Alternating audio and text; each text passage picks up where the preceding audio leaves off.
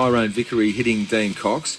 It was a reaction from two Eagles fans by the name of James Keating and Ben Marshall. Who? They had a bit of a passionate sort of discussion, I suppose, when Tyrone Vickery came to the bench, and the boys, you would have seen them on the news, they leaned over and they gave him a gobful. Part of their mind, yeah, exactly.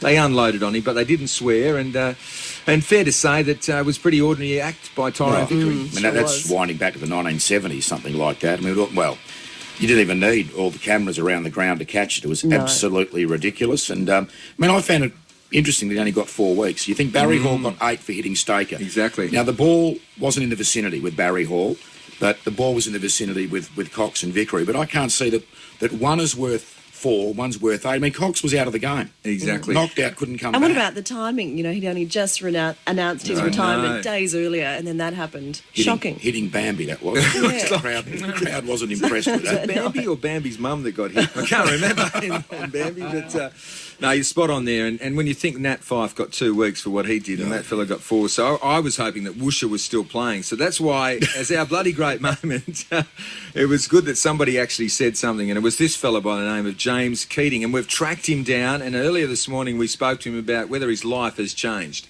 Oh yeah, I'm loving that attention, guys. I'm a bit surprised about all the fuss, but yeah, it's been a good week. I even had a fan page created for me on the old Facebook there.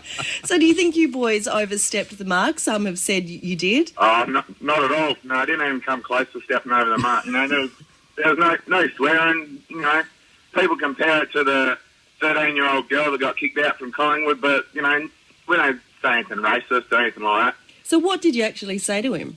Oh, we just called him a coward and a dirty dog, you know.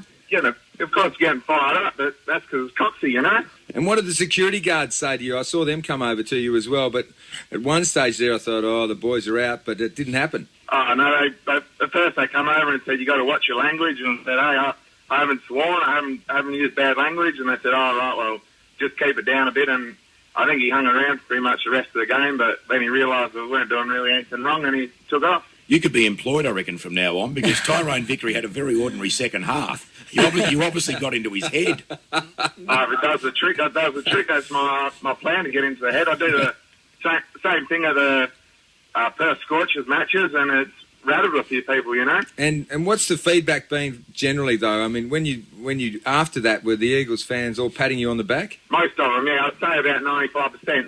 There are a few, but we won't worry about those ones, you know. Like I said, I've had a couple of young fellas. They've created a Facebook fan page for me called Local Legend Chumbies, which you say my name sounds very formal. My nickname's actually Chumbies. Oh, Chumby. That's much more fitting. What I want to know is, did Vickery actually say anything back to you? No, he just give me a glare with his big blue eyes. It looked like the assistant coach, Mark Williams, the former Port Adelaide premiership coach, had a go at you as well, did he? Oh, that's the funny thing. When you talk about swearing, you know.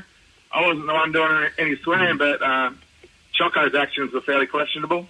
Well, mate, I believe you're hitting the Swan River now on a boat and having a good old time. So, Chumby, isn't it? Chumbies. Chumby. Good on you, mate. We'll see you on the telly soon, I'm sure. Yeah, no doubt. Thanks, guys. Good to talk to you. Good on you, mate. So there you go. We're not endorsing what he did, but we're just saying that's what happened. James Keating and his mate Benny Marshall, they didn't get kicked out, they didn't swear, and they did cop a mouthful from Mark Williams, the assistant coach of Richmond themselves. So he's a cult hero at the Scorchers. My 8-year-old boy waits for him to come up on the screen. He's normally out near the scoreboard. He leans over the fence. He's a big boy, and that big orange beard that he has when the Scorchers are playing. He looks like Redbeard, doesn't he? Oh, mate, but he gives them a gobful. So he's a passionate supporter. So James will be listening. He waits for him to come on the telly. Dad, where is he? Where is he? And all of a sudden he'll pop up. That makes his night. Oh, that's a bloody great moment, Just. All right.